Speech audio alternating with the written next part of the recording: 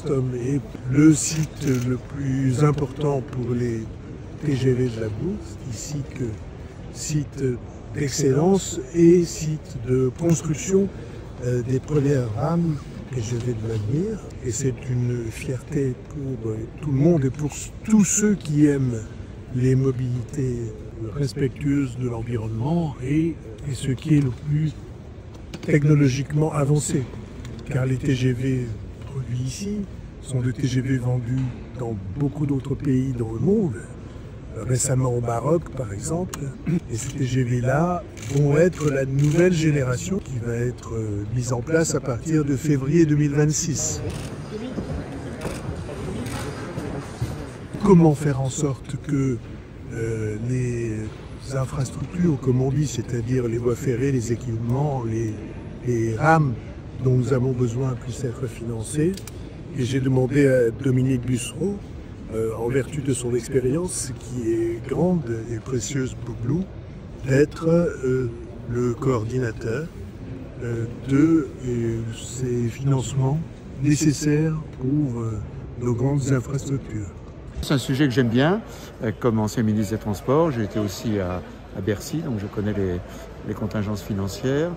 Ça fait plusieurs mois que les gouvernements ont prévu au printemps 2025 une grande conférence pour voir comment finance-t-on les LGV demain, comment finance-t-on tous les travaux de rénovation du réseau ferroviaire, comment on sort du système de concession des autoroutes qui va s'achever dans les années 30, qu'on va faire de l'argent, comment on l'attribue, comment on construit des ports, etc. Donc une grande conférence nationale que je vais présider qui va s'occuper de tout cela, faire des propositions entre grosso modo le mois de mai et le mois de juillet ou le mois de septembre si on n'a pas tout à fait terminé. Cette guerre commerciale, c'est évident que c'est un immense danger qui est de l'économie de tout le continent.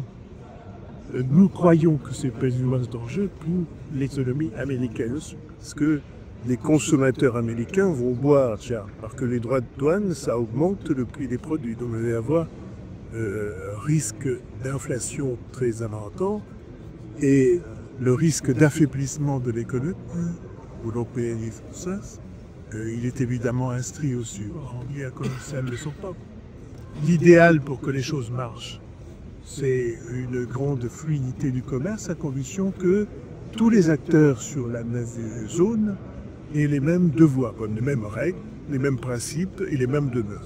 Je crois que le peuple américain et le peuple français, et plus largement les peuples européens, ont vocation à être alliés. Que leurs principes de défense de liberté et d'organisation entre les États reposant sur la loi internationale, aussi bien que sur les principes de loi qui nous régissent tous dans des sociétés de liberté, américains, français, européens plus largement, nous avons vocation à être amis, à être alliés, à défendre les mêmes valeurs et les mêmes principes.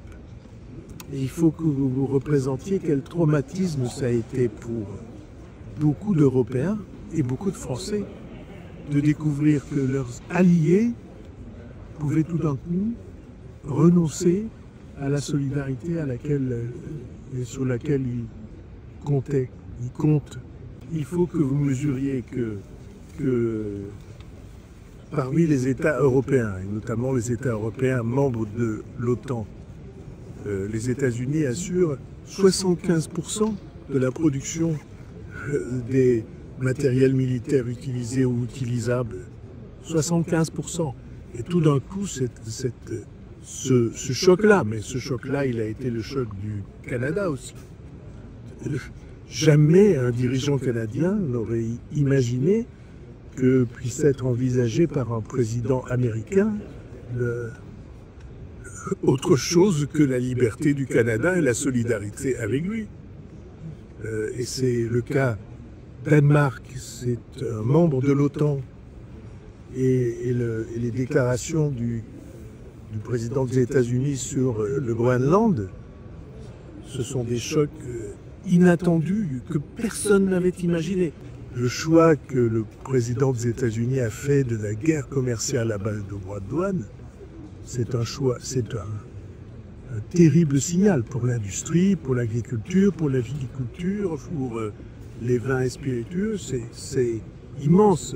La Chine était déjà avec nous dans une forme de menace de cet ordre-là. Et évidemment, tout ça, c'est un piège terrible pour l'économie du monde.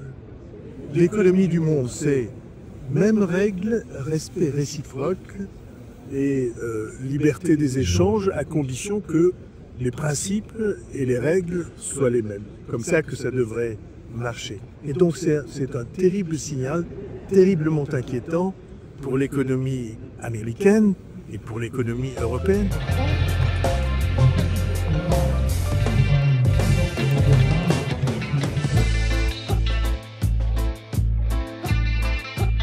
Nul plus que moi ne savait que c'était difficile.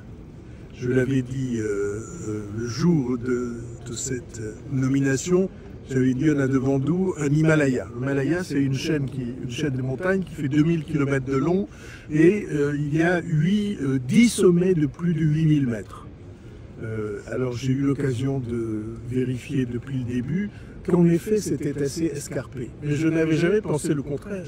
J'avais jamais pensé que ce serait facile.